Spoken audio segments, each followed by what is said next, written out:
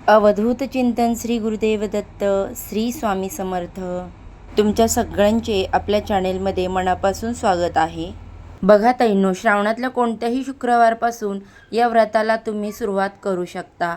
महिला असाल, पुरुष असाल, मुली असाल, मुलं असाल, इच्छापूर्तीसाठी तुम्ही हे वैभवलक्ष्मी मातेचे व्रत करू शकता. तुम्हाला जर हवं असेल तर अगदी 12 महिन्यांसाठी वर्षभर सुद्धा तुम्ही हे व्रत करू शकता. बघा ताईंनो, आपण जर कोणती सेवा केली ना तर ती वाया जात नाही. म्हणतो ना की ओंजळ कमी पडेल एवढं भगवंत देतो. खरं तर ओंजळ कमी पडेल घ्यायला एवढं माता लक्ष्मी भरभरून आपल्याला देते. जर तुम्ही श्रद्धेने आणि विश्वासाने हे व्रत कराल, फक्त मी सांगते किंवा अजून कोणीतरी तुम्हाला सांगितलेलं आहे म्हणून तुम्ही हे व्रत कराल किंवा अजून कोणतंही व्रत कराल, कोणत्याही सेवा कराल तर तुम्हाला त्याचे रिझल्ट मिळणार नाही, त्याचं पुण्यफल मिळणार नाही. पण जर खरोखर अंतःकरणापासून खऱ्या भावनेने, श्रद्धेने, संयमाने तुम्ही कोणतेही व्रत कराल तर 100% ते व्रत पूर्ण होण्याच्या आत त्या सेवेचे रिझल्ट आपल्याला बघायला मिळतात. आणि सर्वात महत्त्वाची माहिती बघा, देव हा भक्तीचा विषय आहे, देव हा भीतीचा विषय नाही आहे. त्याच्यामुळे कोणतंही व्रत करताना, सेवा करताना, स्पेशली पारायण करताना त्याच्या नियमांना घाबरू नका, कारण देव कधीच कोणाचं वाईट करत नाही. आपल्यासोबत जे काही वाईट होतं असतं ते आपल्या कर्मानुसार होत असतं. पण आपल्याला काय आहे ना, सवय लागलेली आहे की आपलं खापर दुसऱ्यांच्या माती फोडायचं. तर मग आपण आता मनुष्याच्या तर कोणाच्या माती फोडू शकत नाही, कारण आजकाल कोणी कोणाचं ऐकूनही घेत नाही. म्हणून आपण देवाला सुद्धा सोडत नाही आणि देवाच्या माती आपण खापर फोडतो की देवामुळे असं झालं, देवामुळे मी एवढं केलं तरी तसं झालं.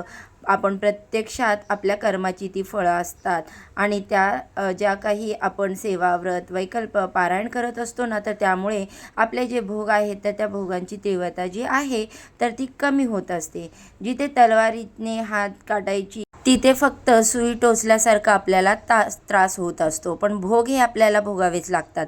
तुम्हाला जर फक्त श्रावणातील 5 शुक्रवार हे व्रत करायचे असेल तर पहिल्या शुक्रवारी तुम्ही या व्रताला सुरुवात करू शकता किंवा तुम्ही श्रावणातल्या कोणत्याही शुक्रवारी या व्रताला सुरुवात करा आणि तिथूनच पुढे 5 शुक्रवार तुम्ही हे व्रत केलं तरीसुद्धा चालू शकतं.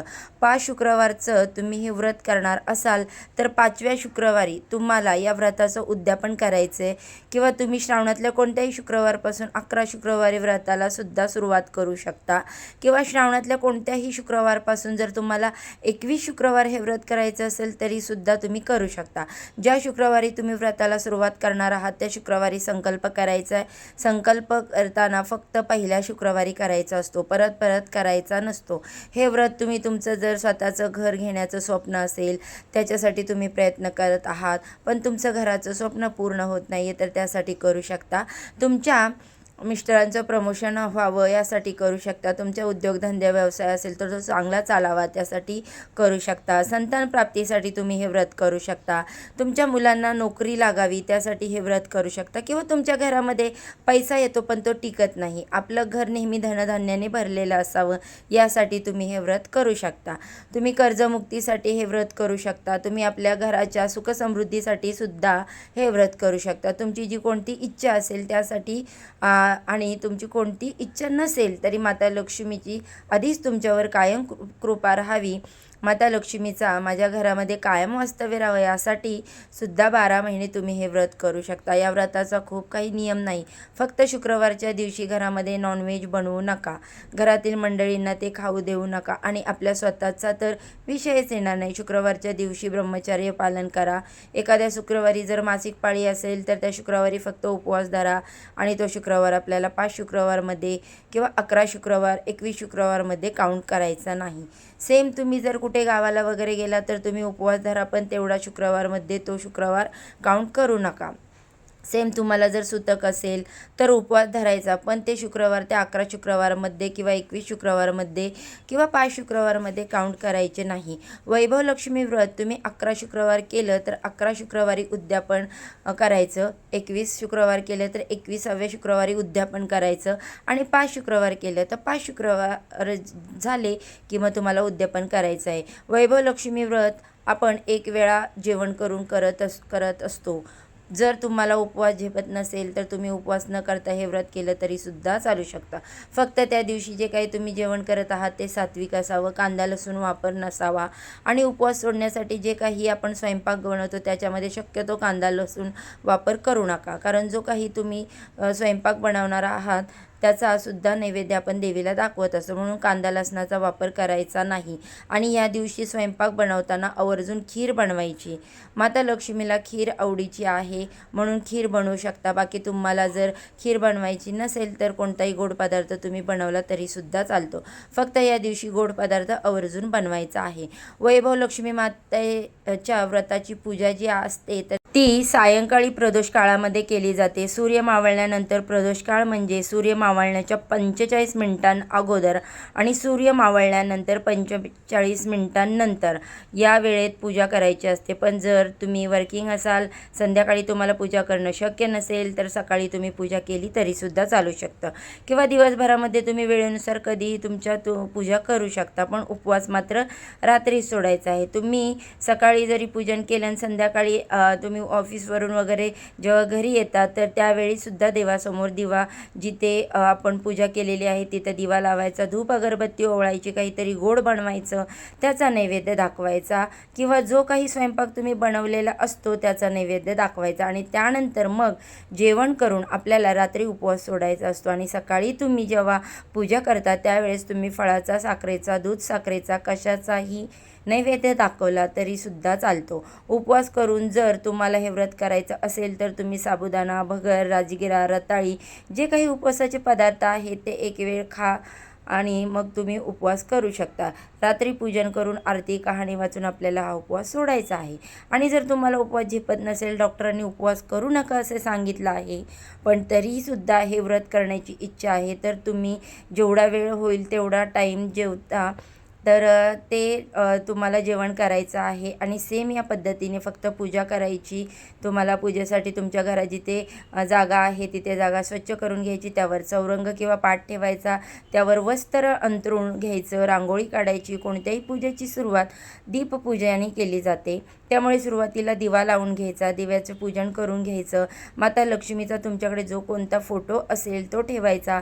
भगवान विष्णूसोबत एकत्रित फोटो असेल तर तो ठेवला तरीसुद्धा चालतो. आणि तो नसेल तर तुमच्याकडे वैभव लक्ष्मी मातेचं एखादं पुस्तक असेल तर ते पुस्तक माता लक्ष्मीचं तिथं ठेवलं तरीसुद्धा चालतं. आणि दुसरं अजून एक पुस्तक तुम्हाला कथा वाचनासाठी घ्यायचं. जे पुस्तक तुम्ही माता लक्ष्मीचं स्वरूप म्हणून ठेवले तेच उचलून त्यातून कथा वगैरे तुम्हाला वाचायची नाही. बघा, तुम्हाला चौरंगावर उजव्या साईडला 2 विड्याची पानं ठेवायची किंवा थोडेसे तांदूळ ठेवायचे, त्यावर गणपती बाप्पा स्वरूप एक सुपारी ठेवायची किंवा तुमच्या देवघरातील गणपती बाप्पांची मूर्ती ठेवली तरीसुद्धा चालते. सुरुवातीला गणपती बाप्पांचं पूजन करायचं. गणपती बाप्पांना स्वरूप सुपारी किंवा गणपती बाप्पांची मूर्ती तामणामध्ये घ्यायची, त्यावर अभिषेक करायचा. अभिषेक झाल्यानंतर परत त्या जागेवर ठेवायची. हळदी कुंकू अक्षदा वगैरे अर्पण करायच्या. दुर्वा असतील तर दुर्वा, लाल फूल अर्पण करायचं आणि साखरेचा नैवेद्य दाखवायचा. त्यानंतर माता लक्ष्मीचा फोटो समोर थोडीशी तांदळाची रास टाकायची, त्यावरती हळद कुंकू टाकून घ्यायचं. त्यानंतर एक पाण्याने भरलेला तांब्याचा तांब्या घ्यायचा, त्यावर कुंकवाने खालून वर अशा 5 उभ्या रेषा ओढून घ्यायच्या. त्या पाण्यामध्ये हळद कुंकू, एखादं फूल, सुपारी, 1 रुपयाचं नाणं टाकून त्यावर 5 आंब्याची पानं किंवा 5 नागवेलीची पानं ठेवायची. आणि त्यानंतर परत एक छोटीशी प्लेट ठेवायची. त्या प्लेटमध्ये तांदूळ ठेवायचे. त्या तांदळावरती सुद्धा हळद कुंकू अर्पण करायचं आणि त्यावर एखादा सोन्याचा दागिना ठेवायचा. कोणताही सोन्याचा दागिना असू द्या, मग इथे बांगडी असेल, कानातले असतील किंवा मग एखादी अंगठी असेल तर ते तुम्ही ठेवा. त्यानंतर जे आपण कथा वाचनासाठी वैभव लक्ष्मी व्रताचं पुस्तक घेतलेलं आहे तर त्या ग्रंथाचं सुद्धा पूजन करायचं. माता लक्ष्मीचा फोटोसुद्धा स्वच्छ पुसून घ्यायचा. माता लक्ष्मीला हळद कुंकू अर्पण करायचं. आणि हो, एक गोष्ट सांगायची राहिली, तुमच्याकडे सोन्याचा दागिना नसेल तर तुम्ही चांदीचा वापरू शकता. आणि चांदी नसेल तर 1 रुपयाचं नाणं जरी ठेवलं तरीसुद्धा चालेल. त्यानंतर बघा, तुमच्याकडे जर गजरा असेल, फूल असेल तर ते अर्पण करायचं. जे सोन्याचा दागिना ठेवलेला आहे त्यावर हळद कुंकू अर्पण करून पूजन करायचं. त्यानंतर जो काही खिरीचा नैवेद्य तुम्ही बनवलेला असाल किंवा फळ, साखर, खडीसाखर, जो काही तुम्ही नैवेद्यासाठी घेतलेला पदार्थ असेल तर तो नैवेद्य दाखवायचा. धूप दीप ओवाळून घ्यायचा आणि त्यानंतर जे आपण कथा वाचनासाठी वैभव लक्ष्मी मातेचे पुस्तक घेतलेले आहे, तर ते हातामध्ये घ्यायचं. सुरुवातीला त्यामध्ये अष्टलक्ष्मी दिलेल्या आहेत, त्यांना सर्वांना नमस्कार करायचा आणि त्यानंतर कथा वाचून घ्यायची. कथा वाचून झाल्यानंतर आरती करायची आणि त्यानंतर मग आपण आसन सोडायचं आहे. आणि रात्री मग तुम्ही उपवास सोडण्यासाठी जो काही स्वयंपाक बनवला, मग तो स्वयंपाक झाल्यानंतर त्याचा सुद्धा नैवेद्य तुम्ही पूजेत माता लक्ष्मीला दाखवू शकता. आणि त्यानंतर जो काही सकाळचा नैवेद्य असेल किंवा पूजेच्या वेळी दाखवलेला नैवेद्य असेल आणि हा स्वयंपाकाचा दाखवलेला नैवेद्य असेल, तो आपण घरातील सर्वांनी प्रसाद म्हणून खायचा. उपवास सोडताना सुरुवातीला जो काही गोड पदार्थ आपण बनवलेला असेल तो खायचा आणि त्यानंतर बाकीचं जेवण करून उपवास सोडायचा. उद्यापनाच्या दिवशी सेम याच पद्धतीने पूजा करायची. 5, 7, 9, 11, 21 महिला तुम्हाला घरी बोलवायच्या आहेत. त्यांना हळद कुंकू द्यायचं, त्यांची ओटी वगैरे तुम्हाला भरायची आणि त्या ओटीमध्ये आवर्जून तुम्हाला एखाद्या फळाचा समावेश करायचा. आणि हे वैभव लक्ष्मी व्रताचं पुस्तकसुद्धा तुम्ही त्यांना भेट म्हणून द्यायचं आहे. त्याचबरोबर तुम्हाला हवं असेल तर तुम्ही त्या महिलांना जेवण बनवू शकता. साधं जेवण, पूर्णावरणाचं जेवण किंवा अगदी तुम्ही फक्त खीर बनवली आणि त्या महिलांना खाऊ घातली तरीसुद्धा चालतं. किंवा हेही शक्य नसेल तर चहा, दूधसुद्धा तुम्ही या महिलांना देऊ शकता. तर आपल्या इच्छेनुसार साधं सोपं याचं उद्यापन आपल्याला करायचं आहे. खूप काही घाट नाही घालायचा. तसेच बघा, अवघडांमध्ये जायचं नाही.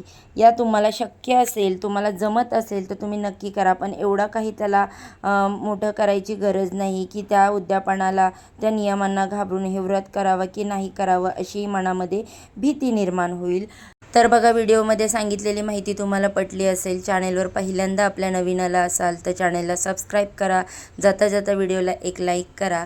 धन्यवाद सर्वांना. श्री स्वामी समर्थ.